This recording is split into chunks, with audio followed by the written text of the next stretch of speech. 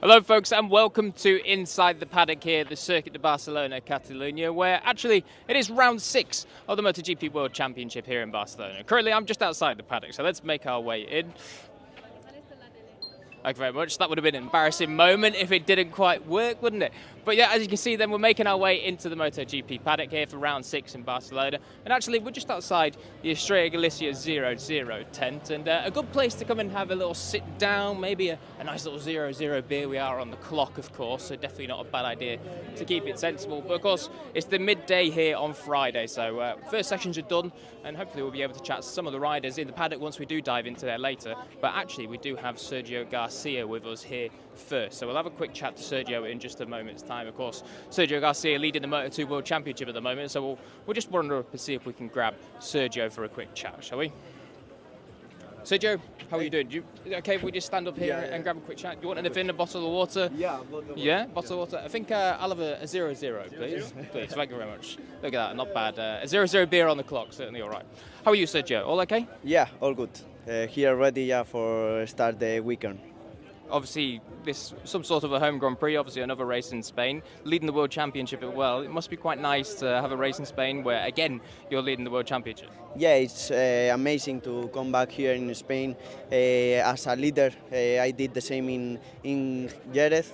There I lose the the leader championship, but here I'm feeling super comfortable. This morning we started doing a great job in the FP practice, and yeah, I think here we can do a good job.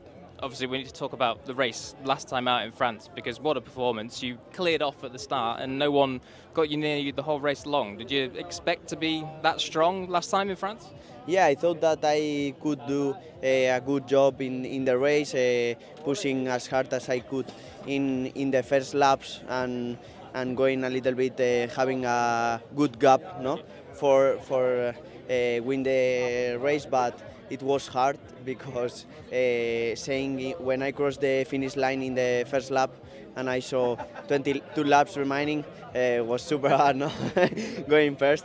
I was dreaming to finish the race like this, but I keep really focused on my goal, that was have a good pace and win the race.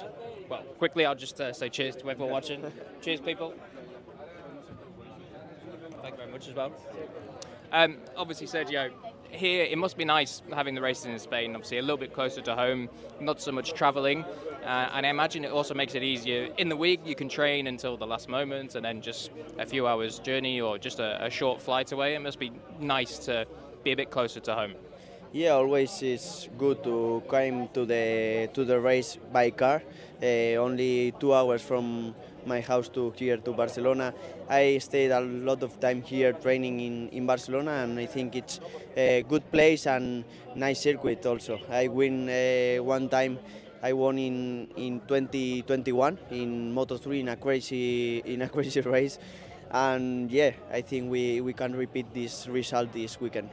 Obviously, as we can see here, the fans are already starting to flood into the circuit today and starting to get busier, and sure it'll get a lot busier throughout the weekend. We saw in Jerez as well, the support from the Spanish fans is absolutely fantastic, and also in France, a record crowd there. It must be nice to see the popularity of MotoGP increasing each time and more fans knowing who you are as well, but I guess it also means you spend a lot more time signing signatures and photos and all these things. Yeah, always it's nice to have a lot of people in the crowds. I think it's different, no? When the circuit in Sunday is full of people supporting us, and for me it's the best to have a race like Le Mans or Jerez. Was incredible.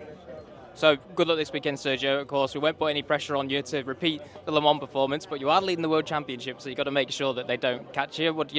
How do you feel this weekend going into the race?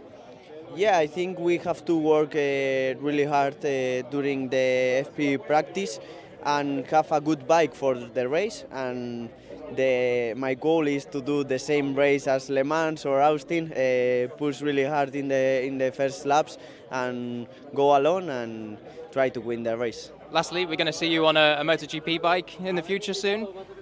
I hope. My dream is to be one day a rider in MotoGP, and I'm giving my best to catch a MotoGP bike. Well, we'll sure you see there. Thank you for chatting to us, Sergio, and good luck this afternoon. Thank you. Before we go, I'll just one more top up. Thank you, sir. Thank you very much for that 0-0. Lovely. So Sergio Garcia there, obviously leading the Moto2 World Championships. My cameraman has expertly gone backwards down the stairs there. That was pretty impressive.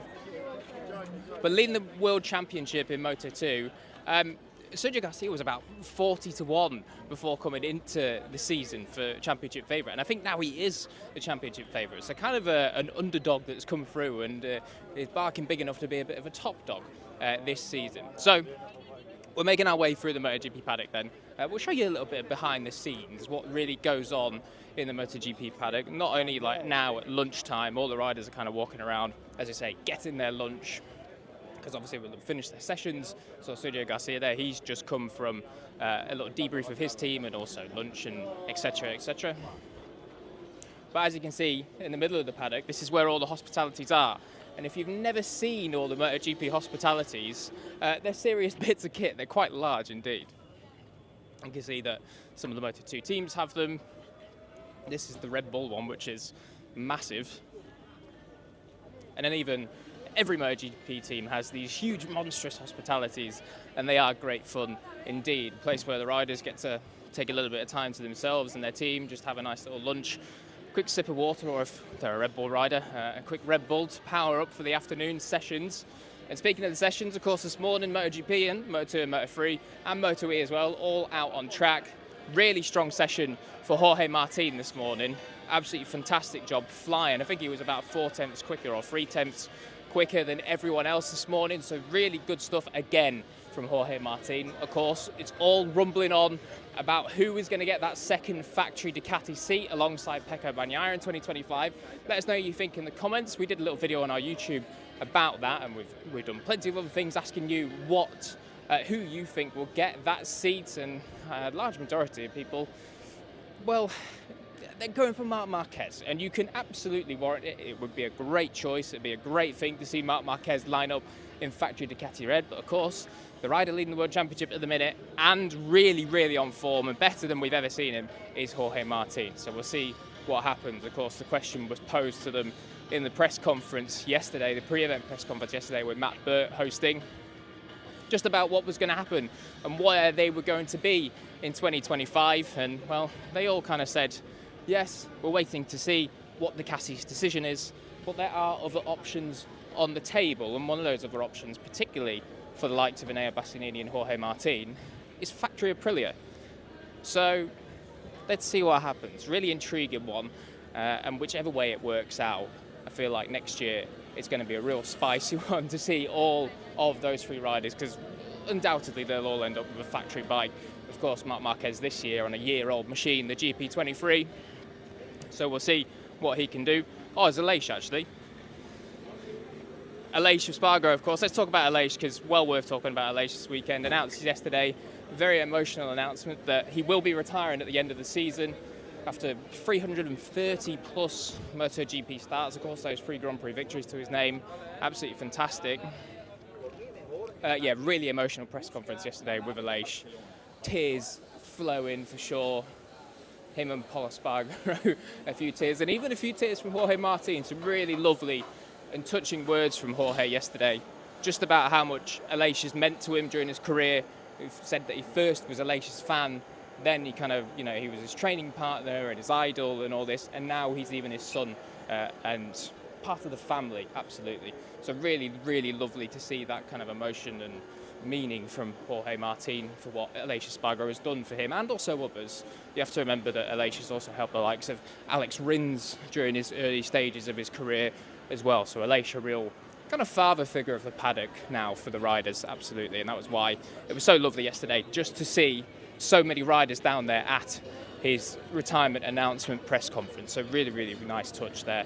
And Aleix this weekend running a special helmet and number. He's got for the chrome look this weekend on the helmet for a little home GP special design. So really, really lovely to see. And Aleix had a decent start to the session, to the weekend this morning as well, up in the top 5 in that session too.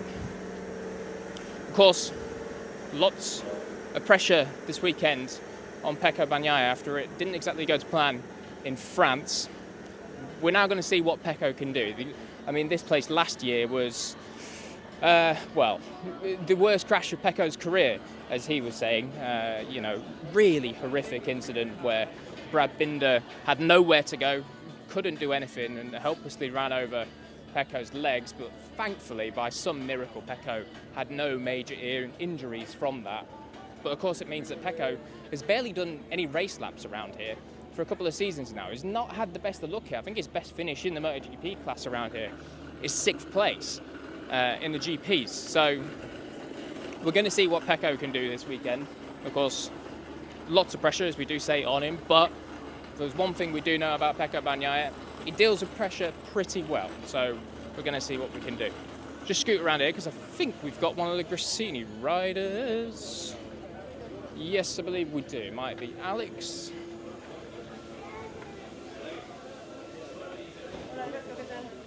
Let's see what we can find. Of course, while we're talking about Alex as well, still not entirely sure where he's going to be next year. You imagine he'll stay with Gresini. You can see the fans packed in already, waiting for a quick sighting of Alex or Mark here in the Gresini box. And hopefully we can manage to see that. But yeah, Alex, not exactly sure where he will be next year, but as we do say, probably going to end up staying at Gresini. Of course, as well, while we're just talking about the riders and everything that's going on, you may be able to see just down in the background that the Gas garage, big one that everyone is talking about in the minute, because of course Pedro Acosta most likely going to move up to the KTM factory squad in 25. But then there's also the question of, you know, is Brad Binder entirely safe? Because we've heard the rumours now about Jorge Martin possibly in talks with KTM as well, and that would be a bombshell because Brad, of course, is KTM contracted until the end of 2026. So we'll see what happens there. But Brad, this weekend, again, another one that is under pressure and has come out firing, up in the top 3 in the session here this weekend, this morning. So really, really good job from Brad Binder. And also Jack Miller, just struggling a little bit more perhaps, but certainly not doing too bad. And Augusto Fernandez actually this morning had a really strong performance up in, I think, 8th place at the end of the session. And really needed for Augusto because strong words from Pit Beyer, of course, the head honcho at KTM, the whole Pure Mobility group. Really strong words saying about that, well, essentially that Jack and Augusto's performances haven't been up to scratch for how good of a MotoGP seat that they're on. So, and Augusto really took that one on board, saying that essentially his career is on the line. So good to see from Augusto that he's kicked on this morning and doing very well. Good, how are you? Good, lovely. Enjoying the weekend? Oh, yeah. Yeah? Fantastic so far. It's good to Is see it you. first time in Barcelona? Or? Yes, well, not first time in Barcelona. Well, I was here 50 years ago. Oh, a little bit older than me, so Yeah. I wasn't around 50 years ago. Yeah, so this is our first time at the track, though, Ah, and trying to enjoy ourselves. Yeah, enjoying it so far? Oh, fantastic. How could you not love this? Exactly. It's nice to see you, Yeah, isn't it? fantastic. Well, enjoy the weekend this Cheers, weekend. mate. Who are you betting on victory for this weekend? Oh, well, victory? Oh, Pecco. Yeah? Yeah, it's got to be Pecco. All right. Well, let's see what happens. Of course, Marc Marquez, Jorge Martin, Aleix won here last year, I know. Maverick. Look, I'd be happy with almost anybody. Yeah? But so I'm a big Fabio supporter, but you know he's not in for a chance. So we'll see what we can do. Top 10 for him would be fantastic. It would be, and he Yes. definitely can do that. Let's Yes. see. Well, enjoy the weekend. Cheers, mate. Cheers for the chat. Thank you. So, obviously, really, as it says there, Fabio Quartararo this weekend up against it a little bit. Got some new parts on the Yamaha. Actually, got some new aero. It's the aero that they tested in Jerez test, and then they tried at their own private Mugello test last week. Yeah, last week. I'm trying to remember when that was. But yeah, they brought it here this weekend for the first time. So really interesting stuff from Yamaha to see them going much more down the aero route. And then also we know that they're working on the engine. Hopefully there is a new spec engine coming soon. We'll see about that because we know that the engine has been a particular focus of them. But for Fabio and Alex this morning, again, a difficult session, but they're pushing on and they were up there kind of in the mid-pack, so definitely not too bad from those two. We're just swinging back on up round this way in the paddock, past some of the garages. Because, of course, there's quite a lot to see in the MotoGP paddock. If you've never actually been to the MotoGP paddock, there is all sorts of stuff down there. Not only just all the things that you see down there with the team garages and the trucks, but also up around here, there's all the providers of the leathers, the helmets, all these sorts of things. And they all have a truck themselves, and even the broadcasters as well. So loads and loads and loads of things in the MotoGP paddock. We'll just scoot on up here because I'm being ushered along because I think there might be a rider of some sort around here. Who is it? Oh, Dani Pedrosa. Wow. We'll just see if we can have a quick chat with Dani.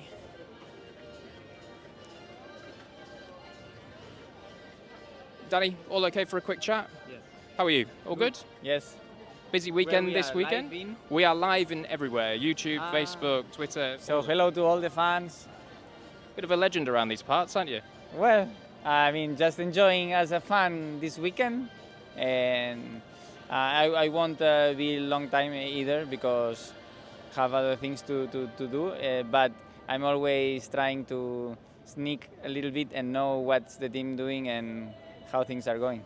Are you going around the track this weekend, maybe doing a little bit of spotting for the riders? This afternoon I will do a lap around the track during the practice. And yeah, it's always nice to watch it live. Do you ever get that feeling when you see a rider on track and maybe they make a small mistake and you think, well, I wouldn't have made that mistake? No. I mean, you have different riding styles, and for sure when I'm watching I can see how others, and normally the question I get is how could I do that? Yeah. When I see someone else doing something that for me maybe it's not that natural. So then I would try to do some training and try to mimic or replicate, but for that you need a lot of practice. Anyway, it's always the question, how I can do that is not coming natural for me. Dani, just before we let you go, because we know that you're very busy, obviously we have to ask, is there any wild cards coming up? Because it would be number 300, a nice number to round it all off on. Will we see you on track again this year? 299, 300 doesn't really matter. Come on. There are many GPs, but I mean, we don't know. At the moment, Paul is going to do the next wildcards. Okay, well, hopefully we see you back on track, Dani, because I feel like the last one wasn't the nicest way to end it, and we definitely know that if when you come back in Misano, well, we saw what you did there last year, so. Well, thank you. Thank you. Thank you, Dani. Appreciate the time. Thank you. So, Dani Pedrosa there, and I feel like that's probably a good little way to round out here in Inside the Paddock. Of course, Dani heading into the Alpine Stars tent there just to go grab some lunch himself. As he says, going to be busy this afternoon. He's not just here for a jolly. Dani Pedrosa, of course, still on a KTM contract, so they're paying him to do a job, and he's got to do some sort of job.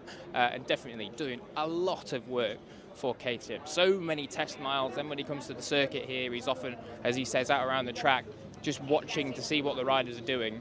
And that's probably more a difficult job than you might suspect, because Dani can easily say to them, oh, you know, you did this and maybe I would do it differently, but he's a very different rider to the riders, well, all the riders, of course. Dani, not just for his stature, but every rider has their own unique style, even if they're identical in stature. So a really tricky job to kind of convey the bits of information they need without saying, you know, you need to do this, when in reality maybe it's something that wouldn't work for them. So yeah, really, really tricky job, and Dani Pedrosa obviously knows how to do that job very, very well. As you see, a lot of riders do that sort of job too. So wandering down here, just trying to think who we haven't spoken about yet. Maverick Vinales. Let's chat about Maverick, because of course Maverick here last year had such a good weekend, was, you know, the second rider in that historic Aprilia 1-2 across the line on the Sunday, their first and so far only one in MotoGP, as Fabio goes whizzing past. Oh, also we have to say, how epic was Fabio's livery in Le Mans for his home GP. Very, very cool. But yeah, about Maverick, huge potential this year for Maverick. We see that probably he's a better version of Maverick than he has been in a long, long time. And of course, it really goes well here. So we'll see what Maverick can do and whether he can pick up another win this season. But I think from us here at Inside the Paddock, that is pretty much going to do it. Because as we say, sessions are coming back on very, very soon. We will actually be on track in just a handful of minutes. So join us this weekend, I was going to say, But yes, of course this weekend, but this afternoon for the rest of the MotoGP sessions, Moto2 and Moto3 as well. And also then we amp up the ante a little bit for Moto E qualifying later today as well. But thank you very much for watching here from live in Barcelona. And that's over and out from us for now.